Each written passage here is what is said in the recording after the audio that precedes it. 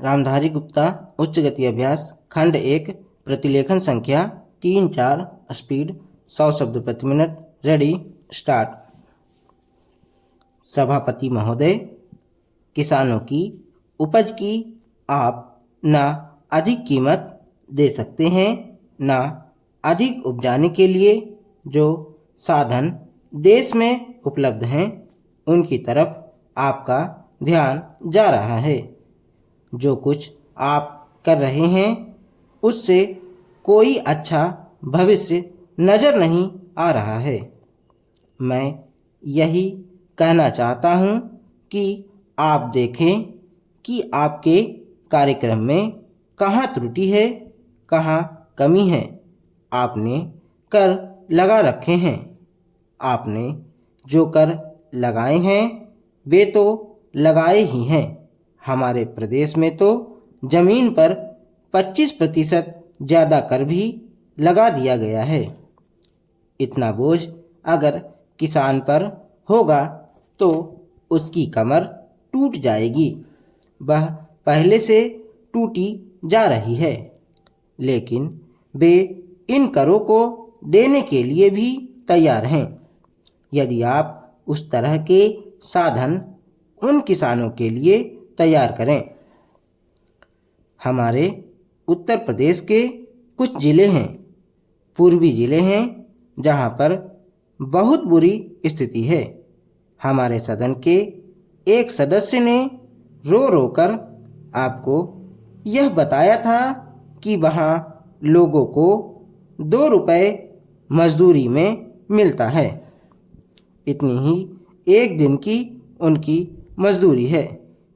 सरकार ने एक आयोग की नियुक्ति की थी ताकि वहाँ पर कुछ विकास के कार्य किए जाएं। वह योजना भी अब खटाई में पड़ गई है। आपका ध्यान इन समस्त चीज़ों की ओर कैसे दिलाया जाए, कैसे आपका ध्यान इन सभी कठिनाइयों की ओर आकर्षित किया जाए, समझ में नहीं आता है। यातायात के साधनों की स्थिति यह है कि ट्रेनों में दूसरे दर्जे में भीड़ भाड़ का कोई ठिकाना नहीं है, उसकी कोई सीमा नहीं है। हर रोज़ ऐसा मालूम पड़ता है कि कोई मेला चल रहा है। आपके पास अच्छे इंजन हैं, अच्छे गति वाले इंजन हैं, लाइन भी अच्छी हैं, तो क्यों नहीं दूसरे दर्जे के अधिक डिब्बे लगाए जाते हैं। लोगों को कुछ सुविधा मिल जाए, वह काम नहीं किया जा रहा है। आपको किसान की, देहात में रहने वाले आदमी की, मजदूर की परवाह नहीं है, जो समस्त कठिनाइयों को झेलता है। आपके सारे कार्यक्रम को पूरा करने की उसमें कहाँ से शक्ति आएगी, कैसे वे अधिक अन्न उपजाकर आपको दे सकेंगे। आप इन सब पर सोच विचार करें। आपने बड़े बड़े फार्म बना दिए हैं, क्या उन्हें आपके फार्म से कोई लाभ मिल रहा है? सभापति महोदय, सरकार ने कई कृषि फार्म खोले हैं। क्या ये फार्म घाटे में नहीं चल रहे हैं?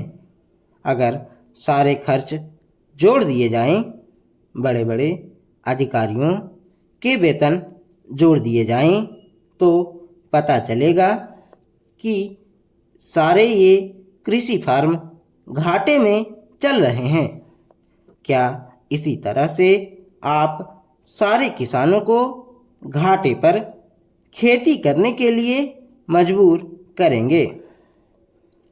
जिस क्षेत्र से मैं आता हूँ वहाँ एक पुल बना है।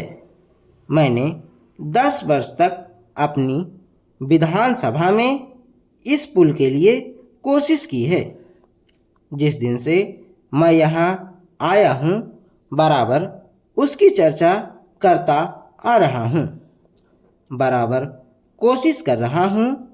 मैं कहता हूँ कि गंगा पर वह पुल बने। उस पुल को बनाने का आश्वासन भी मिला था।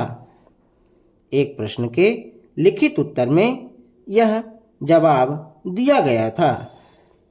यह कहा गया था कि इसको हाथ में लिया जाएगा। अब मालूम हुआ है कि उस योजना को उठाकर ताक पर रख दिया गया है और यह पुल नहीं बनेगा। इन लोगों ने क्या कसूर किया है, यह मैं आपसे जानना चाहता हूँ। हमारे क्षेत्र के लोगों ने पाकिस्तान की लड़ाई में सरकार को हर तरह का सहयोग दिया था, हर तरह की सहायता दी थी। हमारे यहाँ के नौजवान भी मोर्चे पर जाकर डटे। जिस समय पाकिस्तान के साथ हमारा युद्ध चल रहा था तो कहीं कोई बात नहीं थी। अन्न की कमी कहीं नहीं थी। अन्न की कमी भी हमारे विरोधी साथी पैदा करते हैं, जो यह चाहते हैं कि सरकार असफल हो जाए। ये लोग जो कहते हैं उसको आप समझें। एक तरफ तो हमारे मित्र की बात है जो देश के बड़े बड़े शहरों में दंगे करवाते हैं।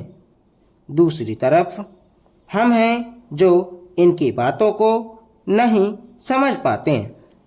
इनको सभी वे लोग मिल जाते हैं जो बेकार होते हैं या जो दंगे करवाने के लिए उत्सुक हैं। इसलिए सरकार का इन सारी चीज़ों की तरफ ध्यान जाना चाहिए और उसको सोचना चाहिए कि क्या तरीका इन सब से बचने का हो सकता है। एक ही तरीका हो सकता है कि इस देश में हर आदमी को काम मिले। देहात में लोगों को करने के लिए काम मिले और खादी कमीशन की जो योजना है और जो कि एक अच्छी योजना है वह ठीक तरह से चले। सौभाग्य से मैं आर्य समाज संगठन से संबंध रखता हूँ।